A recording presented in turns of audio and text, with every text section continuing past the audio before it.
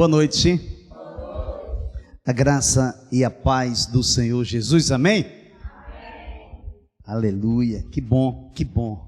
Que bom é estar na congregação dos santos para sermos ministrados pela palavra de Deus, para nos congregar e para receber aquilo que Deus tem para cada um de nós.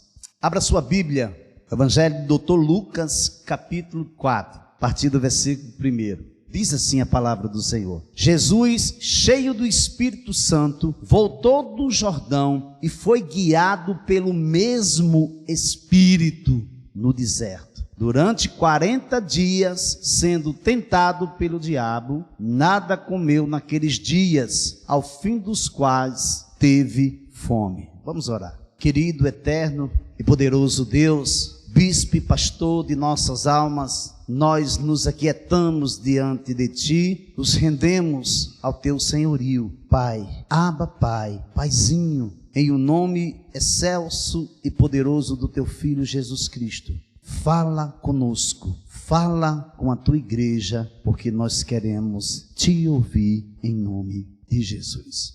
O triunfo do deserto é o título dessa mensagem. O triunfo do deserto. Jesus, assim como Adão, foi experimentado nas 3 áreas. São elas: apetite físico, ambição temporal e alcance espiritual. Vou repetir novamente. Da mesma forma que Adão foi tentado em 3 áreas, Jesus vai ser tentado exatamente nessas 3 áreas. Quais são elas, pastor? Primeiro, apetite físico. Segundo, ambição temporal. Terceiro, alcance espiritual. O objetivo do diabo era comprovar a incompetência de Jesus em descumprir a sua missão. Ou seja, o propósito do diabo era fazer com que Jesus não cumprisse a sua missão. Onde o primeiro homem falhou, o Filho do Homem triunfou. Onde o primeiro homem falhou, o Filho do Homem triunfou. Gênesis capítulo 3, versículo 6. Vendo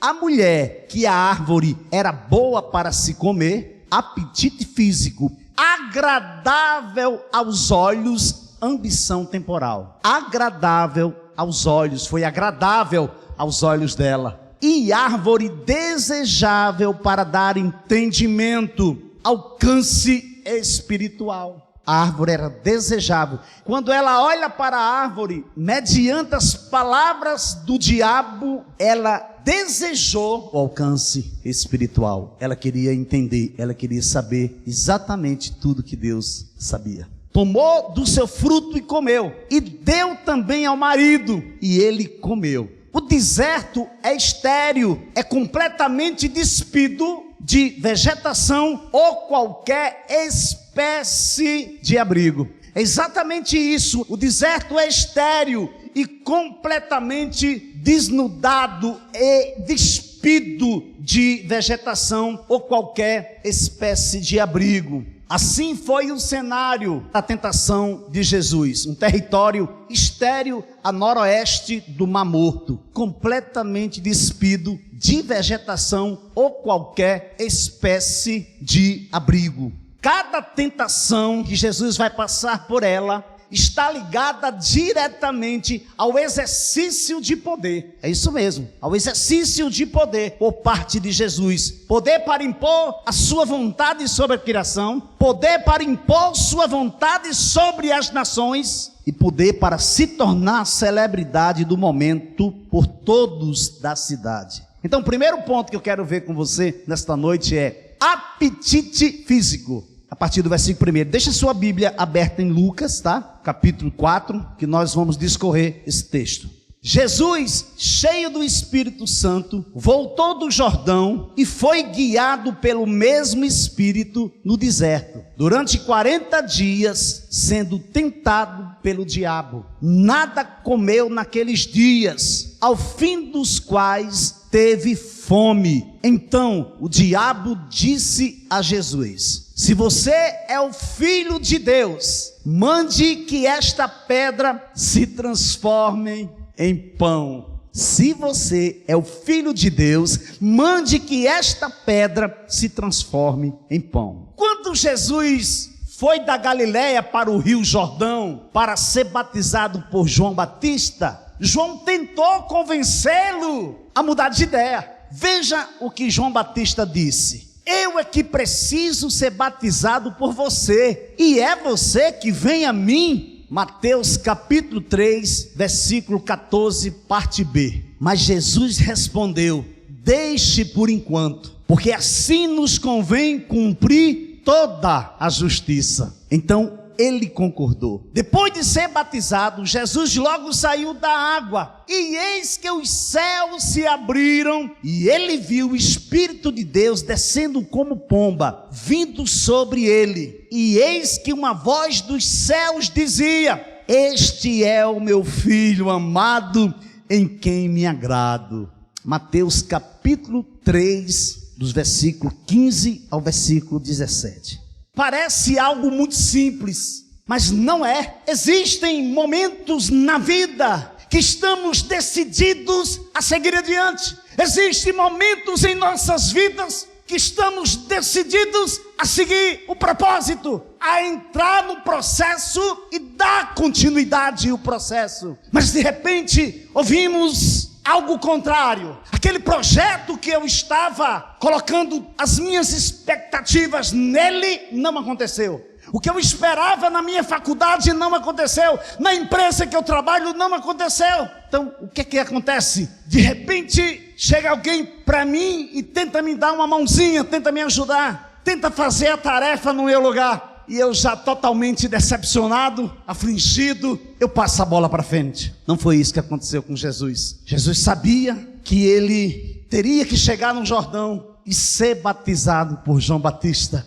para que toda a justiça fosse cumprida. Mas fazemos diferente. Quando o estresse bate, quando algo sai do lugar, nós perdemos o foco. E o que é que acontece? Descontinuamos. Mas se fosse isso, estava de bom tamanho. Além de descontinuarmos, duvidamos que foi Deus que falou. Duvidamos. Colocamos em descrédito as mesmas palavras que foram proferidas pelas nossas bocas. Deus falou comigo, Deus me revelou, Deus me disse isso, Deus me disse aquilo. E de repente, quando a ferramenta de Deus vem sobre nós para nos ajustar, para nos colocar dentro do seu propósito, nós pulamos fora. Nós não aguentamos a pressão e começamos a duvidar. Começamos a dar um jeitinho de fazer de uma maneira diferente. Mas não foi isso que aconteceu com Jesus. Precisamos ter a convicção plena de quem realmente somos em Cristo Jesus. Mas mesmo assim, não poderemos quebrar princípios pegando atalhos para cumprir a missão, ou tentar mudar o modelo da missão,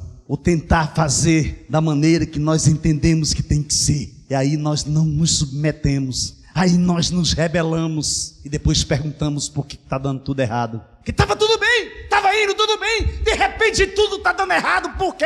Porque assim nos convém. Ainda que fosse verdade que as posições de João e Jesus deveriam ser exatamente opostas naquele momento, por enquanto era a coisa mais oportuna a fazer. Olha para cá, eu quero ser bem sintético com você. Mesmo que as posições de João e Jesus parecesse que estava alguma coisa trocada, que seria o contrário, que seria oposta, era a coisa mais oportuna para se acontecer naquele momento. Mas o que você quer dizer, pastor? Que João estava no Rio Jordão, batizando para o arrependimento. Olha, presta atenção, ele dias antes tinha visto Jesus passar. Quando Jesus passa, ele diz: olha, ali vai o Cordeiro Santo de Deus. Esse é o Cordeiro Santo de Deus. Ele é quem tira o pecado do mundo. Foi o que aconteceu? Alguns discípulos de João seguem Jesus. Agora João está batizando. Jesus chega e diz: João, estou aqui para você me batizar. Ele diz: não, que é isso? Que é isso? Você é quem é para me batizar? E você vem aqui para me batizar você? Mas não é do jeito que você pensa. Não é do jeito que você está vendo. Não é. nem olhos viram, nem ouvidos ouviram, nem jamais penetrou em coração humano o que Deus tem preparado para aqueles que o amam, para aqueles que são chamados segundo o seu propósito. Há um propósito, há um processo. Se você não entrar no propósito, se você não seguir o processo, você vai voltar para o final da fila e vai começar tudo de novo, porque você não passou no crivo de papai, em paizinho, que você estava louvando há pouco, adorando a ele. Papai, paizinho, Abba Pai. É claro que Jesus não estava se arrependendo de pecado nenhum. Se batizar com João, não quer dizer que ele estava se arrependendo de pecado algum. No entanto, Jesus estava ali como provisão, como substituto que proveria a justiça para a humanidade pecadora. Jesus estava ali se identificando com aqueles que queriam ser redimidos por ele. Quero dizer para você nesta noite que você está aqui como provisão. Você está aqui nesta noite como provisão. É tremendo, é tremendo. Jesus estava ali, Jesus está aqui, Jesus está hoje aqui, para que corações se redimam a Ele. Ele veio, Ele está, Ele permanece. Onde houver 2 ou 3 reunidos em meu nome, ali eu estarei. Então Ele está aqui, Ele está dizendo para você assim: se arrependa, se redima, se liberte. Tem algo que aconteceu essa semana que eu fiquei impactado. Quando o Senhor chega para Abraão e diz: olha, Abraão, eu vou te dar um filho da promessa. Foi o que aconteceu? Sara começou a dizer que estava demorando. Está demorando. O que ela fez? Ela pegou uma ímpia e colocou na cama com Abraão. Por causa da demora, nasce Ismael, que Abraão começou a amar também como filho. E Sara comprou um dos maiores problemas de sua vida. Porque aquela que se via a ela, e aquela que ela deu para deitar-se com Abraão, agora estava olhando para ela com desdém. Eu tenho um filho, tu não tem. Deus se apresenta para Abraão novamente. No calor do meio-dia, Abraão vem te dizer que eu vou cumprir a promessa na tua vida. E ele diz: olha, daqui 1 ano, Sara estará com a criança nos braços. Aí o Senhor olha para Abraão e diz: por que ela está sorrindo? Chama ela aqui. Por que você sorriu, Sara? O Senhor não sorriu. Sorriu, Sara. Por acaso há algo impossível para mim? Passa-se 1 ano, nasce Isaac, porque ela sorriu. O nome dele agora é Sorriso. Isaac, aquele que ri. Historiadores dizem que em meados de 14, 15 anos, Abraão estava lá feliz da vida com Isaac. Abraão, esse aqui, Senhor. Pega Isaac, o teu único filho, a quem tu amas, leva, vai para um lugar que eu vou te mostrar, e ali tu sacrificará ele em holocausto para mim. Abraão foi, e os dois caminhando, a tipificação de Deus Pai e de Cristo Filho. Abraão estava com cutelo, com fogo, Isaac com a lenha. Isaac diz: pai, esse aqui é o cutelo, esse aqui é o fogo. Que o cordeiro? Ah, filho, Deus proverá para ti. Deus mostra o monte, revela o monte. Ele chega no monte, faz o altar, coloca Isaac em cima, amarra o Isaac e não conta pipoca. Pega o cutelo e quando ele vai matando o menino, quando ele vai cravando o cutelo nele, ele escuta uma voz: diz: Abraão. Ele disse: eis-me aqui, Senhor, eis-me aqui. Não imponhas a mão sobre o rapaz, porque agora eu sei que tu me amas. Pergunta que eu quero fazer para você nesta noite: Isaac morreu? Morreu, igreja? Sim ou não? Morreu? Não estou ouvindo. Isaac morreu ou não? Não. Morreu porque ele morreu de velhice. Mas naquele momento, Isaac morreu dentro de Abraão, viu? Naquele momento, Abraão estava disposto a matar Isaac, na certeza que mesmo se ele matasse ele, Deus o trazia dentre os mortos. Então ele morreu. Quem é que está dentro de você, tomando o lugar de Deus? É seu filho? É seu marido? É seu carro? É seu trabalho? É sua vida? Destrone, se esvazie, porque enquanto você não matar seu Isaac, você vai viver nessa pendenga, nessa roda gigante, chorando, sorrindo, e não vai chegar em lugar nenhum. Assim você não vai chegar no lugar da promessa. Jesus, o substituto que proveria a justiça para a humanidade pecadora. Jesus estava ali se identificando com aqueles. Jesus estava ali se identificando com você, comigo. Jesus estava ali sentindo, quem sabe até o que você está sentindo agora. Ele estava ali se identificando com as suas dores, com a sua vitória, mas ele não estava se identificando com a sua negação. E a partir daquele momento, dava-se início ao ministério público de Jesus, cheio do Espírito. O mesmo Espírito que estava enchendo ele, porque quando ele sai da água, o texto diz que ele voltou do Jordão cheio do Espírito. Aí doutor Lucas diz que esse mesmo Espírito o guia para o deserto. Isso me faz entender que se eu estou alimentando mais a minha carne do que o meu espírito, e em consequência disso, de eu estar alimentando a minha carne e não o meu espírito, como eu serei guiado pelo Espírito? Como? Se você vive encolarizado, se você vive cheio de raiva, se você vive cheio de ira, se você não perdoa, como o Espírito Santo vai tomar conta de você? Como você vai ser preparado? Porque você está indo bem, você está caminhando bem, você está indo bem, você está louvando, você está adorando, você está tirando tempo com Deus, você está lendo a palavra. Mas se alguém toca em você e esse toque não for agradável a você, epa, para lá, rapaz, que é isso, Satanás? Você chama logo seu irmão de Satanás, ou sua irmã de Satanás. Como eu poderei ser guiado pelo Espírito se eu não me rendo? Se tudo tem que ser da maneira que eu imagino, da maneira que eu sonho, se eu só quero flores, mas não quero espinhos. Faça o seguinte, nesta noite, Deus lhe dá esse direito, se é que você quer fazer isso. Peça a Deus a ferramenta adequada para tratar você. Se a ferramenta dele não está servindo, se você não está entendendo nada, peça: Senhor, eu quero uma ferramenta assim, eu quero assim, assim, assim, assim. Lembra que sempre as pessoas diziam: olha, você quer um namorado, você quer um marido? Então descreva como é que você quer ele. Ah, você não descreveu bem, por isso que veio desse jeito. Então faz o seguinte, descreva qual é a ferramenta que Deus vai usar para tratar a sua vida. Portanto, vede prudentemente como andás, não como nécios, mas como sábios, remindo o tempo, porquanto os dias são maus. Por isso, não sejais insensatos, mas entendei qual seja a vontade de Deus. E não vos embriagueis com vinho, em que não há contenda, mas enchei-vos do Espírito. Às vezes a pessoa pergunta: pastor, você bebe? Você bebe vinho, pastor? Fala, pastor, fala para mim. Tu bebe vinho? Eu disse: bebo não. Que é isso, pastor? Você é muito radical. Não tem na Bíblia dizendo que ninguém pode beber vinho, não. Eu disse: não tem escrito literalmente não beba vinho, mas tem escrito bem grande: não vos embriagueis com vinho. E outra, eu sei da minha estrutura, eu sei os malefícios que o álcool e que a bebida fermentada me fez. Eu decidi, eu que estava fumando pedra de crack, perdido, destruído, Jesus me resgatou.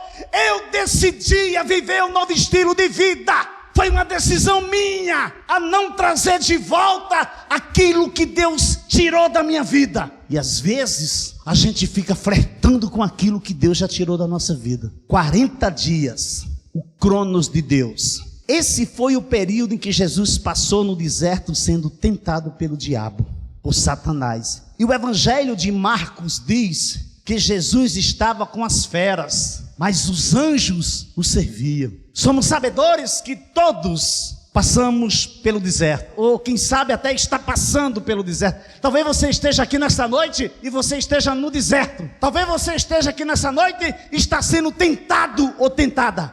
Mas a questão é: qual tem sido sua compreensão de deserto? Qual tem sido a sua compreensão de tentação? O deserto não é do diabo. Eu vou repetir para você ouvir: o deserto não é do diabo. O deserto é de Deus. Basta você saber se você vai triunfar ou vai se entregar. Basta você saber se você vai perseverar ou você vai procrastinar. Basta você saber se você vai honrar a Deus ou vai ser desonrado e desonrá-lo. Porque o deserto é para isso. O deserto é para sua preparação, para minha preparação. Agora tem gente que se estabelece no deserto, passa ano, sai ano, entra um ano, entra outro, sai um ano, entra outro, e você vive no deserto direto. Você não está entendendo o que Deus quer fazer na sua vida. Ah, você teve um problema, você buscou resolver nos pés de Jesus. Com certeza Ele vai resolver para você, mas ele vai levar você para outro nível, outro problema vai vir. Aí é outra coisa. Mas você se estabilizar, fazer morada no deserto, não é isso. Não é isso. Não é isso. Não sobreveio a vocês nenhuma tentação que não fosse humana, mas Deus é fiel e não permitirá que vocês sejam tentados além do que podem suportar. Pelo contrário,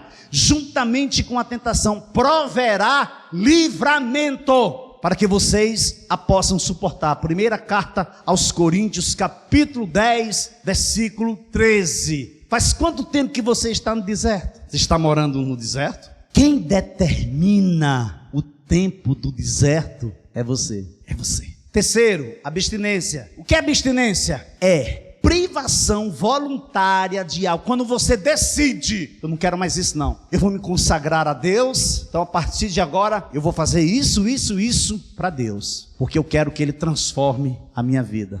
Quer ver uma coisa que muitas vezes os crentes, eu estou falando de crentes, entendem errado? Jejum não é para você receber poder de Deus. Jejum é para você ficar sensível à voz de Deus. Uma amiga, já faz tempo que eu não a vejo, logo no ano 2000, quando Jesus me resgatou, o ano seguinte Jesus resgatou a vida dela. Sabe o que foi que aconteceu? Ela enlouqueceu, porque ela começou a jejuar para receber poder, porque foi assim que ensinaram para ela. E jejuar não é para você ficar poderosa ou poderoso, é para você se humilhar, meu querido, minha amada irmã. É para você entender que não é por você, é apesar de você. Jesus nada comeu naqueles dias, ao fim dos quais teve fome. Jesus se absteve do apetite físico. Ele não comeu nada naqueles dias e, completando os 40 dias, teve fome. Jesus lhes declarou: a minha comida consiste em fazer a vontade daquele que me enviou e realizar a sua obra. Vocês não dizem que ainda faltam 4 meses até a colheita? Eu, porém, lhes digo: levantem os olhos e vejam os campos, pois estão maduros para a colheita. Quem colhe recebe desde já a recompensa e ajunta o seu fruto para a vida eterna, para que se alegrem ao mesmo tempo o que semeia e o que colhe. Quem é que vai se alegrar? É aquele que está semeando, é aquele que está plantando, é aquele que está lançando a semente. Mas também quem vai se alegrar é aquele que colhe, querido. Então quem sabe você está colhendo o que você plantou. Quem sabe você está colhendo o que você plantou. Cheio do Espírito, 40 dias, abstinência. O quarto, se és o Filho de Deus. Na verdade, o diabo não duvidava que Jesus fosse o Filho de Deus. Você sabia? O diabo não duvidava que Jesus era o Filho de Deus. Mas em vez disso, teve a presunção de imaginar que Jesus não tinha direito nem poder de criar ou transformar aquelas pedras em pães. Os pães na Palestina não tinham o formato dos nossos pães aqui no Ceará, nem lá no Rio Grande do Norte, em Macau. Os pães da Palestina tinham o formato de um bolo achatado. As pedras que tinham no chão eram aspecto de pães. Por isso que ele manda Jesus transformar aquelas pedras em pães. Quinto, está escrito, Jesus não foi no impulso do momento. Jesus não para e pensa, peraí, o que eu vou falar? Eu vou repreender esse diabo com o quê? Peraí, eu tenho que saber exatamente as palavras corretas, ou as palavras exatas para repreendê-lo. Não, Jesus não fez isso. Ele compõe a sua resposta usando a réplica da Escritura Sagrada, ou das Escrituras Sagradas. Como assim, pastor? Ele diz assim, respondeu Jesus, está escrito, não só de pão viverá o homem. Está no capítulo 4 de Lucas, versículo 4. Agora, abra sua Bíblia em Deuteronômio, capítulo 8, versículo 3. Veja onde é que Jesus foi buscar. Qual foi a fonte que ele se apropriou. Assim, ele os humilhou e os deixou passar fome, mas depois os sustentou com maná, que nem vocês, nem os seus antepassados conheciam, para mostrar-lhe que nem só de pão viverá o homem, mas de toda palavra que procede da boca do Senhor. O homem precisa de pão, mas o pão não serve para todas as suas necessidades. O homem precisa do pão, precisa comer o pão para se alimentar, mas o pão em si não é suficiente para todas as necessidades do homem. Não é. A gratificação material dos apetites não podem jamais satisfazer os mais profundos anseios do espírito do homem. É por isso que Jesus diz: buscai em primeiro lugar o reino de Deus e a sua justiça, e as demais coisas serão acrescentadas. Quais são as demais coisas? O vestir, o comer, o salário para prover suas necessidades diárias e mensais, anuais, as coisas. Mas você tem que estar com o pé na terra e com os olhos, com a mente no alto, no autor e consumador da sua fé, Jesus Cristo. Segundo ponto, ambição temporal. Veja aí versículos 5 a 7. Então o diabo levou para um lugar mais alto e num instante lhe mostrou todos os reinos do mundo e disse: eu lhe darei todo este poder e a glória destes reinos, porque isso me foi entregue e posso dar a quem eu quiser. Portanto, se você me adorar, tudo isso será seu. Aparentemente parecia ser algo bom.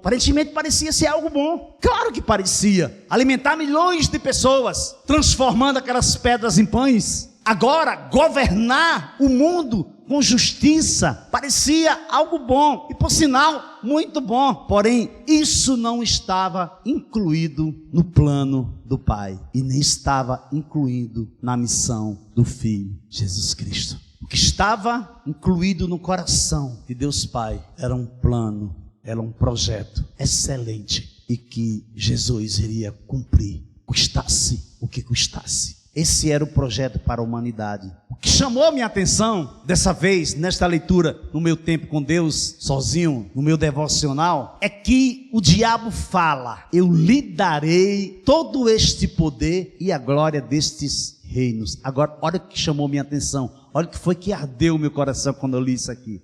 Porque isso me foi entregue e posso dar a quem eu quiser. Meu Deus, 20 anos caminhando com Cristo.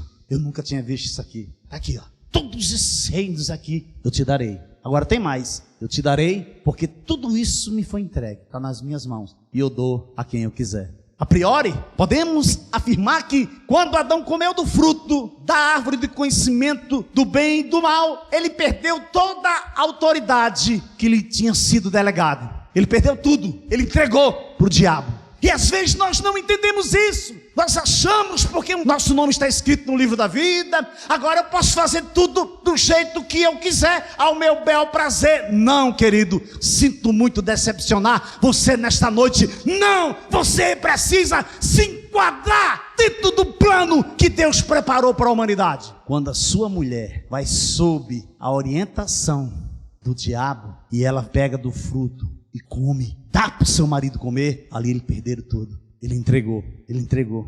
Gênesis capítulo 1, versículo 27 e 28 vai dizer assim: assim Deus criou o ser humano à sua imagem, a imagem de Deus o criou, homem e mulher os criou. E Deus os abençoou e lhes disse: sejam fecundos, multipliquem-se, encham a terra e sujeitam-na. Tenham domínio sobre os peixes do mar, sobre as aves dos céus, sobre todo animal que rasteja pela terra. Sejam fecundos, multipliquem-se, encham a terra e a sujeitam-na. Olha aí, olha o domínio. Te dou o domínio. Você agora é meu mordomo. Agora você tem um poder nas mãos. Está aqui uma mulher para você. Coloca o nome nela. Você que vai colocar o nome da sua mulher. Colocou o nome da sua mulher? Pronto. Agora é o seguinte: multiplique, seja fecundo. Agora sujeita a terra. Te dou autoridade. O que ele fez? Ele foi na onda dela. A responsabilidade é dele, não é dela. Porque ele é que era o sacerdote. E às vezes a gente não entende isso. Se a nossa companheira, se a nossa mulher, a nossa varoa, se o nosso cônjuge está esfarrapada, está triste, está caindo os pedaços, as emoções estão estraçalhadas, é dever, é responsabilidade do homem, do sacerdote, trazer para si a responsabilidade de cuidar, de sujeitar a ele toda a responsabilidade que vai trazer bem-estar, que vai trazer alegria, que vai vir sobre ela o cuidado, que vai sobre ela o amor, a graça de Deus, a abundante graça de Deus. Então é responsabilidade do homem, do sacerdote. Mas pastor, você vai ter que perguntar para Deus, porque é isso que a palavra dele diz. Agora o diabo está dizendo para Jesus: posso dar a quem eu quiser, porque isso me foi entregue. Você já parou para pensar? Pensa comigo. Estava indo tudo bem, no meu casamento, na empresa que eu trabalho, nos meus negócios, no colégio, na faculdade. De repente, tudo começou a desmoronar, tudo ir de água abaixo. E você começa a perguntar: foi o que aconteceu? O que está acontecendo? Estava tudo tão bem. Posso dar a quem eu quiser, porque isso me foi entregue. É muito sério, amados. O poder que o diabo tem na sua vida, na sua família, na vida dos seus filhos, dos seus negócios, é você que dá, é você que entrega para ele. Aí você fica colocando a culpa nele. Mas você chamou ele para entrar na sua história. Chamou ele para entrar na sua história desde aquele momento que você decidiu não prestar mais conta, que você decidiu andar sozinho ou andar sozinha, porque você está pronto, porque agora você tem outra mentalidade. E cadê a mentalidade de Cristo que você começou? Onde é que fica? A vida não é do jeito que você pensa. Talvez você tenha que voltar lá para o final da fila. Isso aí quem vai decidir com você não sou eu, é o Senhor. É o Deus da tua vida, é o Deus que tem cuidado de você. Eu sou a porta. Se alguém entrar por mim, será salvo. Entrará, sairá e achará pastagem. O ladrão vem somente para roubar, matar e destruir. Eu vim para que tenham vida e a tenham em abundância. Interessante, quando você lê esse versículo, a primeira coisa que você vem na mente é que Jesus está falando do diabo, sabia? Mas se você for para o contexto, não é sobre o diabo que Jesus está falando. Jesus está falando que as obras, que as atitudes dos fariseus, dos saduceus, dos doutores da lei, se assemelham ao diabo. Aí é outra coisa. Mas ele está falando dos ladrões que estão roubando o povo, que estão mercadejando a sua obra, usando de mercantilismo. É desses ladrões que veio para roubar, para matar, para destruir. Agora, claro que o papel do diabo é matar, roubar e destruir. Agora, interessante, os ladrões são aqueles que simplesmente roubam. Você sabia disso? Os ladrões são aqueles que simplesmente roubam. Os salteadores não. Os salteadores são aqueles que também cometem violência. Lembra do samaritano, que chamamos ele de o bom samaritano? Foi salteadores, não foi ladrões. Salteadores que bateram nele, tiraram a roupa dele, tiraram tudo que ele tinha, deixou ele lá ferido na estrada e foram embora. Ai de vocês, escribas e fariseus, hipócritas, porque vocês limpam o exterior do copo e do prato, mas estes por dentro estão cheios de roubo e de glamúria. Mateus 23, 35. Esse também é o papel de Satanás. Por quê? Porque Satanás é o pai da mentira. Ele veio para matar, roubar e destruir. Porque o diabo é o príncipe deste mundo. É por isso que ele vai dizer: olha, tudo me foi entregue. Tudo me foi entregue, eu dou a quem quiser. Por quê? Olha aí, a multidão que ali estava e que ouviu aquela voz dizia ter havido um trovão. Outros diziam: foi um anjo que lhe falou. Então Jesus explicou: não foi por minha causa que veio esta voz. Aleluia, oh glória a Deus. Não foi por minha causa, Jesus dizendo: não foi por minha causa que veio esta voz, e sim por causa de vocês. Esta é a graça, esta é a misericórdia, este é o amor de meu Pai. Não foi por causa de vocês, não foi por causa de mim, não. Chegou o momento deste mundo ser julgado, e agora o seu príncipe, o diabo, Satanás, será expulso. E eu, quando for levantado da terra, atrairei todos a mim. Ele dizia isto, significando com que tipo de morte estava para morrer. João 12, versículos 29 a 33. Agora ele está dizendo para Jesus: portanto, se você me adorar, tudo isso será seu. Tudo isso será seu. Mas Jesus respondeu: está escrito, adore o Senhor seu Deus e preste culto somente a Ele. Lucas capítulo 4, versículo 8. Mais uma vez, a revelação das Escrituras Sagradas alimenta e supre as necessidades do Cristo ressurreto, do Messias, do libertador. Jesus está citando Deuteronômio capítulo 6, versículo 13.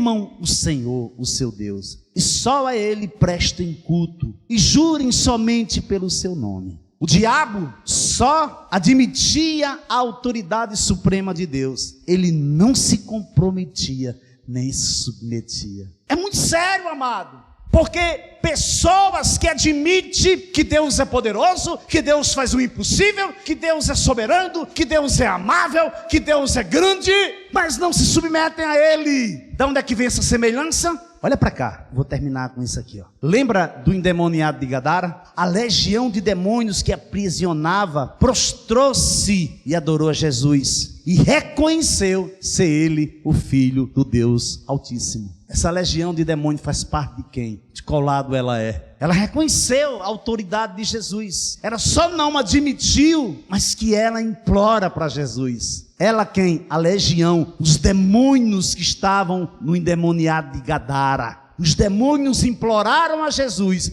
manda-nos para os porcos, para que entremos nele. Marcos capítulo 5, versículo 12. Está escrito: adore o Senhor seu Deus e preste culto somente a Ele. Amém? Você pode aplaudir o Senhor Jesus? Aplauda Ele. Aleluia.